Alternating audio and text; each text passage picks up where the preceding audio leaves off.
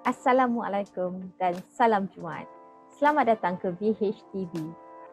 Saya Iliani Yusof akan menemani anda hari ini untuk sesi bual bicara bersama salah seorang tokoh halal negara yang dihormati Ustaz Muhammad Safzan bin Muhammad Mohtar, penolong pengarah cawangan pemantauan dan penguasaan JAKIM.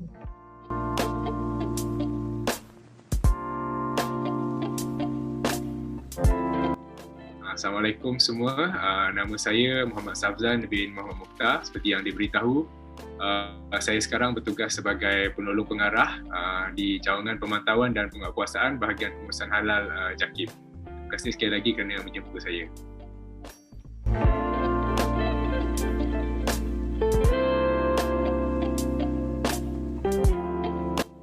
Sebenarnya saya bila saya memasuki servis di kerajaan, saya sebenarnya berkhidmat dengan Kementerian Kesihatan Malaysia di bawah bahagian keselamatan dan kualiti makanan. Jadi bila first servis saya telah ditempatkan ataupun dipinjamkan ke bahagian hak halal JAKIM. Dan bermula pada tahun 2011, saya mula berkhidmat di bahagian hak halal JAKIM dan ditempatkan di unit audit JAKIM. Dan bermula dari situlah hingga sekarang saya masih lagi berkhidmat di bahagian pengurusan halal JAKIM. Bermula dari unit audit persediaan halal, kemudian ditukarkan ke unit hubungan industri, seksyen komunikasi korporat, dan yang terkini bermula tahun 2019 saya ditempatkan di cawangan pemantauan dan penguasaan bahagian pengurusan halal.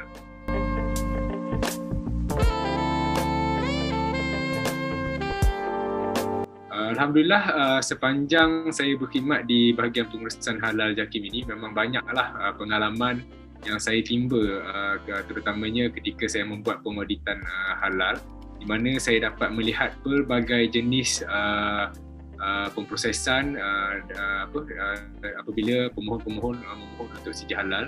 Jadi saya berpeluang untuk melihat pelbagai jenis produk makanan yang dihasilkan, pelbagai jenis produk farmaceutical, barang gunaan, kosmetik, dan tidak ketinggalan juga saya juga berpengalaman untuk membuat pemeriksaan di rumah-rumah sembelih, sama ada di dalam negara dan juga di luar negara. Dan tidak ketinggalan juga saya juga berpengalaman juga dan berpeluang untuk membuat pemeriksaan di premis-premis logistik, iaitu pergudangan dan juga kenderaan.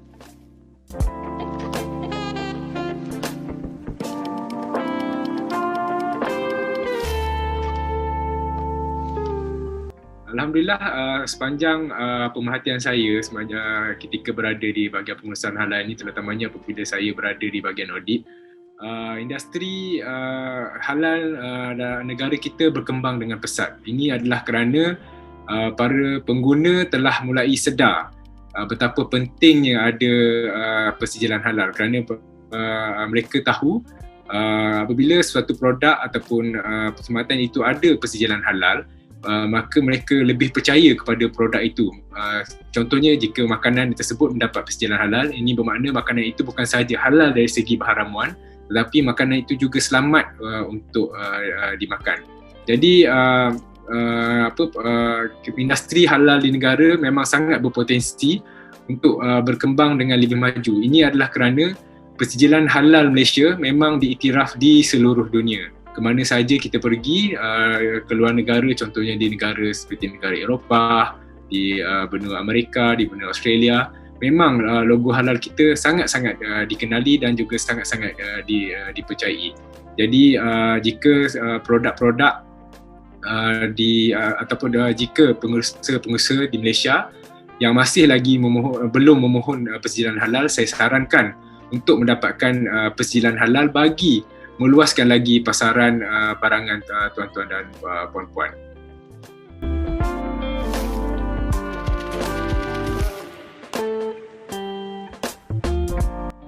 Nasihat saya adalah jika suatu industri itu ingin mengekalkan persijilan halal, mereka hendaklah sentiasa update ilmu mereka. Maksudnya, maksud saya di sini, tak kisahlah jika industri itu dikategorikan sebagai industri mikro, kecil ke, sederhana ataupun multinasional, mereka harus sentiasa update diri mereka dengan ilmu-ilmu persijilan halal dan kena sentiasa hadiri latihan lah. Contohnya jika industri kecil dan mikro, mereka mungkin boleh menghadiri latihan halal untuk dari segi kesedaran halal, dan jika industri itu dikategorikan sebagai sederhana dan besar, mereka boleh menghantar staf mereka untuk mengambil latihan ataupun kursus untuk halal eksekutif di bawah Halal Professional Board yang disediakan oleh penyedia latihan halal yang diiktiraf oleh JAKIM. Dengan itu, sistem kawalan halal dalaman ataupun kawalan halal bagi syarikat-syarikat tersebut dapat dijaga dengan baiklah. Dan seterusnya, apabila sistem itu dikawal dengan baik, makanya mereka dapat mengawal dari segi penggunaan bahan mentah, mengawal dari segi pemprosesan makanan dan juga pengedaran makanan ataupun produk mereka terutamanya.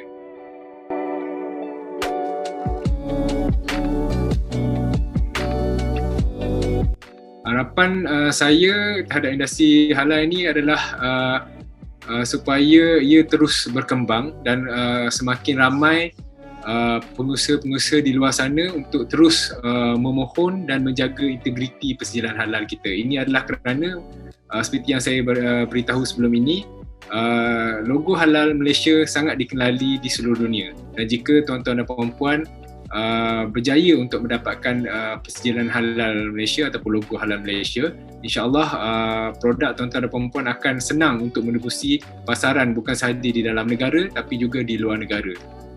Suka saya maklumkan di sini, saya sangat gembira apabila saya pergi ke luar negara dan saya dapat melihat banyak produk-produk kita maksud saya produk buatan Malaysia yang mempunyai logo halal berada di pasaran di luar negara, dan memang pengguna-pengguna di seluruh dunia memang mengakui apabila produk tersebut mempunyai persijilan halal, dan mereka percaya bahawa produk itu bukan sahaja halal dimakan tetapi juga selamat untuk digunakan.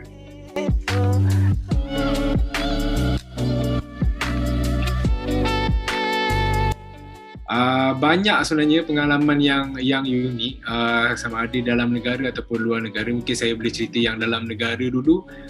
Dia bukan unik, saya rasa gembira sebab apabila saya pergi membuat pemeriksaan di industri kecil yang produknya yang kita tengok macam biasa sahaja, tapi apabila mereka memohon persijilan halal, rupanya mereka berjaya menempatkan produk mereka bukan sahaja di seluruh Malaysia, tetapi mereka berjaya menghantar produk mereka sehingga ke negara-negara yang agak jauh seperti China, seperti ke Australia, seperti ke negara-negara Eropah. Dan saya amat berbangga kerana pengusaha-pengusaha seperti mereka ini mengambil peluang dengan adanya sijil halal Malaysia ini untuk mereka mengembangkan lagi pasaran mereka di luar negara.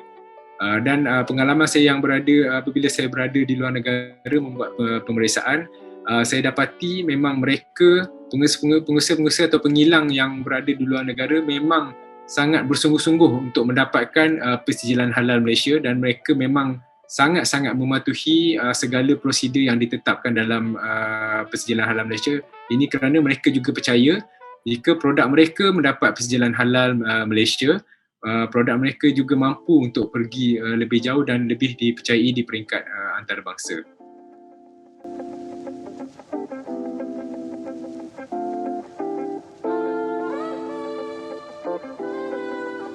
Untuk pengguna-pengguna di luar sana, saya nasihatkan apabila mendapat satu berita viral yang tak pasti, pengguna-pengguna bolehlah merujuk kepada Facebook bahagian Hub Halal JAKIM, dan merujuk melalui Facebook itulah jika terdapat isu-isu viral yang terkini, kerana di situ kami di bahagian pengurusan halal JAKIM akan menyediakan jawapan-jawapan sama ada jawapan daripada JAKIM sendiri ataupun jawapan daripada pihak industri itu sendiri.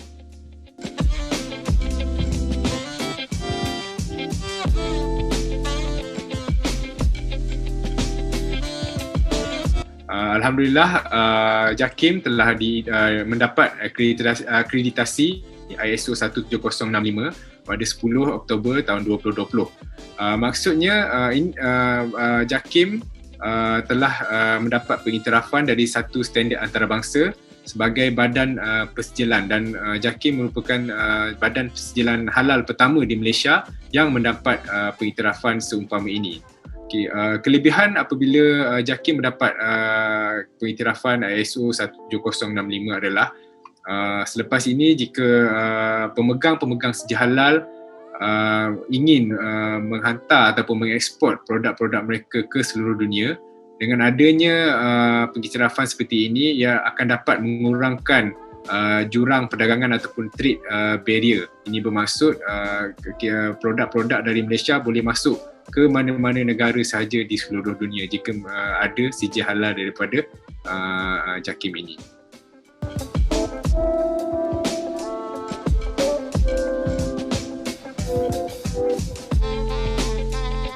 Kita semua maklum dunia sekarang mengalami pandemik COVID-19. Jadi Malaysia juga tidak terkecuali dalam mengalami situasi ini. Situasi ini sedikit sebanyak telah memberi impak yang besar kepada industri, terutamanya industri-industri halal yang berada di Malaysia.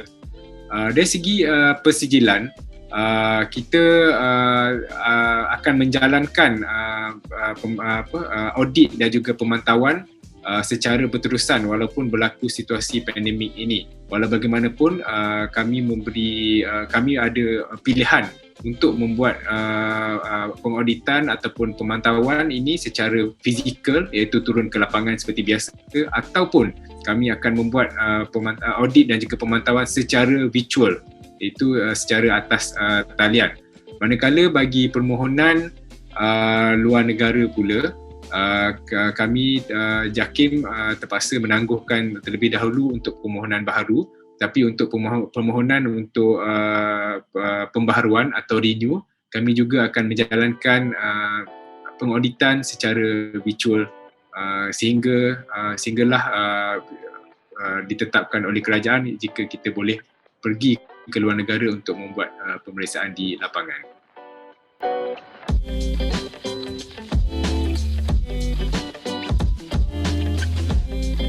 Pertamanya saya ucapkan terima kasihlah kerana menjemput saya pada hari ini, dan nasihat saya kepada penonton-penonton, teruslah menyokong persijilan halal Malaysia.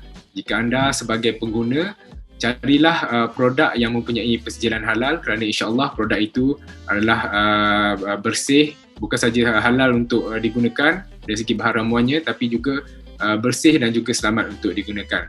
Jika anda adalah seorang pengusaha atau pengeluar produk, cubalah untuk mendapatkan persijilan halal, kerana persijilan halal ni tak susah sebenarnya jika tuan-tuan dan puan-puan tahu cara untuk memohonnya, dan dapatkanlah ilmu-ilmu ataupun hadirilah kursus-kursus yang berkaitan halal supaya tuan-tuan dan puan-puan dapat mengawal proses pengeluaran produk halal tersebut. Jadi selamat berjaya saya ucapkan kepada semua.